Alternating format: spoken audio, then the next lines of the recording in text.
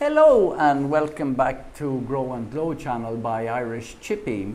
My name is Pascal.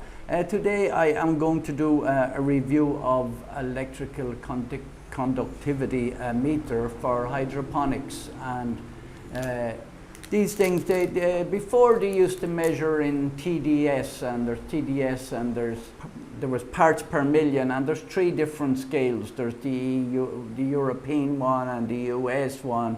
But basically, this one will measure in TDS as well. The TDS is 500, I think. Yeah, that's the, usually used in the US. They call it 500 because it's called parts per million 500 because 500 times 1 millisiemen. These EU meters are measured in millisiemens or microsiemens. This one is set on microsiemens, so it will be 1,000 instead of 1. You just move the decimal point. It's pretty straightforward. So 1 will be 1,000. One millisiemen is 1,000 microsiemens. So we're on microsiemens, and so we will be measuring. I prefer to use the EC. That's the microsiemens, right? I prefer to use that than the TDS. But this one has a button from changing over to one to the other. And then if you were using the other scale of 640 or the other scale of 700, then you will have to calculate. That would be 700 parts. So you would take one millisiemen and you multiply it by 700 or 640 for the other two scales. Sounds confusing? It is confusing from time to time. So a lot of people will just take the reading in EC, that's electric conductivity, and they will take it in microsiemens, and then they will convert the other one over to it. It's so easy to multiply it over. Depending on what the recommendation is for lettuce, for instance, or whatever like that. So I'm going to bring it inside then, and I am going to put it into the hydroponics unit.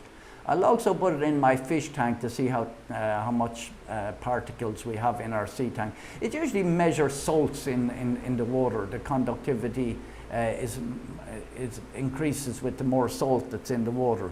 But so I'll go inside then and I will show you. So I'm going to use the EC meter now on the hydroponics unit here that I have. This is the Nero garden. I can't keep the water cool enough. I have to put it in a different place. The weather has been just so hot here. It's 33 degrees inside and at the water this morning. And cooling it down, but it's okay for basil and things like that. So what you need to do is you need to press this one, and when EC comes up on the top, EC comes up on the top. That's probably difficult for you to see. Then we know we're in electrical conductivity, and we put it in here, and we are 1440. So you can multiply that by 0.0500 to get it back. But we can do it. We can change it to parts per million, and it's coming in at 720. Okay, so that's what's coming in. That's the 500s. We'll bring you over to the fish tanks. We have many fish tanks here. We have Betta and we have guppies. My daughter, she's only 6, but we've taught her how to breed them, and she feeds her own fish every day, and she makes brine shrimp to feed her Betta babies. And but I'll bring. So I'm over here with her 3 main tanks here. Well, they're divided as well. She's got one pair in here and one pair in here. Well, she's got 2 girls with this one, and this is where we separate the boys and the girls, and this is where the babies go. Over here are the bettas, and the baby bettas are here. I will show you in a second. So we're going to set it back on to EC. So EC is on it, up here on the top. And we will put it into the tank and we'll see what the EC reading is. So it's very little. It's 0.110. So it's 110. It's 110 microsiemens, right, or 0.1 or 0.11 millisiemens.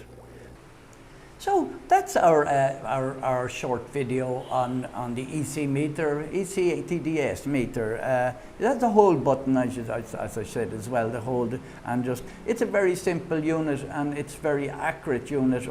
Over time, maybe not, but for a couple of years, they are an inexpensive unit and they are like, so as you see, they were so fast there. Thank you very much for watching, and if you like this video or any of our other videos, please subscribe to our growNglow channel.